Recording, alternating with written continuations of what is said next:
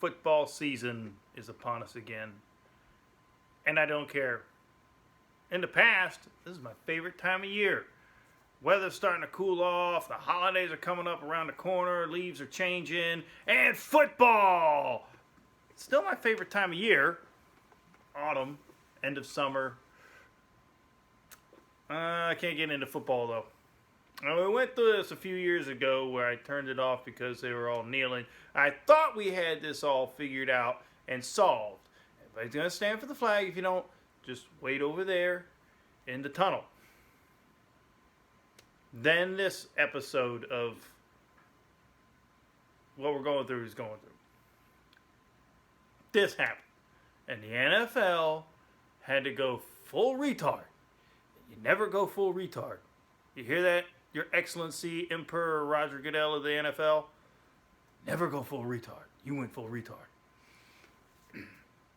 BLM, Black, I'm not talking about Bureau of Land Management. That actually came first, and they're not much better. The organization Black Lives Matter and Antifa, which you're giving money to and free advertising, is a communist, Marxist, seditious, violent, domestic terrorist organization. And now, players or anybody who stands for the flag has to justify it. At least in the first go-around of this madness, the people who kneeled had to explain themselves. Now if somebody stands, they have to explain themselves. How dare you stand for the national anthem? What? I don't recognize this anymore. Bye-bye. I can't even watch the NHL. And you can count the number of players in that hockey league on one hand. I can't escape this, and that's what sports was supposed to be. And now Dan Snyder is retiring the name of the Redskins. He's already done that. And the only way this works out good, the only way I see a positive if he changes the name to something, really sticks it to people, to the social justice warrior crowd, and calls them the Washington Lawmen or something to that effect. In fact, you could have like a 6-pointed star, like a badge on the helmet, you know, and then and you can name them after lawmen, after essentially police officers. That would be. I'm not holding my breath on that one, but did any Native Americans' lives get better because they said they're going to retire the name of the Redskins? Does that improve anybody's life? Kneeling for the flag and putting BLM and slogan crap all over the field and giving, does that make anybody's life better? Does that lift up any black person in the country? Does it make their life any better? Does it make them a better person? Does it make them more prosperous, more free? No. This is garbage. It's just, again, symbolism over substance. If you ask me, the organization Black Lives Matter needs to be sued for all the damage that they've done. They're giving all this money. They got all this money now. They're just giving it to Democrat politicians, but that's besides the point. How about you start paying for the cleanup and the businesses and the lives you've destroyed?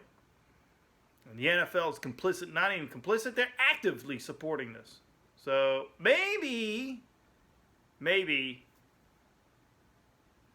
Vince McMahon and the XFL will make all their players stand. Maybe he'll get that started again and make all the players stand. And I'll watch it. You bet your ass I'll watch the XFL if all the players are standing. I used to watch, still am, one of the biggest football fans ever, just not a fan of the NFL anymore.